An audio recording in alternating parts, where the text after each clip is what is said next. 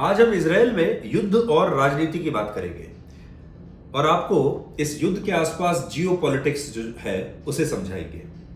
अब बड़ी बात जो पिछले 24 घंटे में हुई है वो ये है कि अमेरिका ने अब इस पूरे युद्ध में एक सक्रिय भूमिका निभानी शुरू कर दी है और अमेरिका अब इस पूरे खेल में कूद पड़ा है। अमेरिका के विदेश मंत्री इजराइल में मौजूद थे आज और अमेरिका ने ईरान से बात की है और ईरान को कहा है कि जो भी देश अब इजराइल से लड़ेगा उसे पहले हमसे लड़ना पड़ेगा।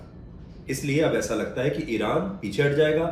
ईरान के पीछे हटने का मतलब है कि हिजबुल्लाह पीछे हट जाएगा।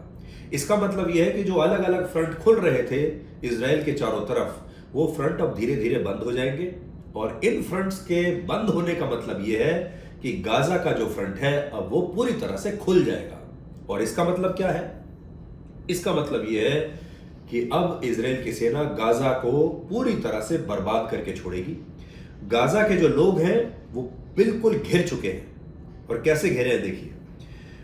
गाजा के एक तरफ भूमध्य सागर है, समुद्र है, इसलिए ये लोग कहीं बचकर जा नहीं सकते।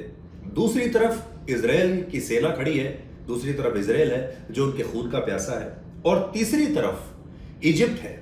अब इजिप्ट में ये लोग बॉर्डर पार करके जा सकते थे शरणार्थी के तौर पर, लेकिन इजिप्ट ने मना कर दिया और कहा कि हमारे देश में मत आइए, हम आपको मदद तो दे सकते हैं, खाना पीना रसद दवाइयां सब ले लीजिए, पैसे ले लीजिए, लेकिन हमारे यहां पर कोई शरणार्थी गाजा से नहीं आएगा।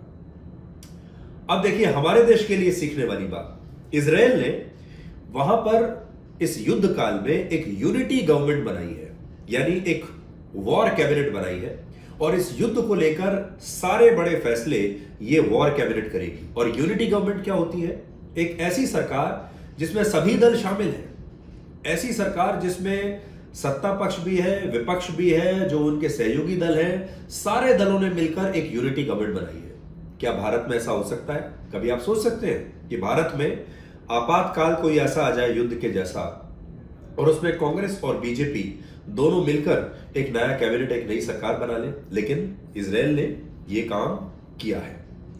और आखिर में आपको क्रिकेट के बारे में बताएंगे, क्योंकि ये जो युद्ध है ये असल में युद्ध के मैदान से क्रिकेट के मैदान तक तो पहुंच ही गया है। जब आपने देखा होगा पाकिस्तान के खिलाड़ी ने अपनी सेंचुरी जो है वो गाजा में अपने भाई बहनों को समर्पित की थी।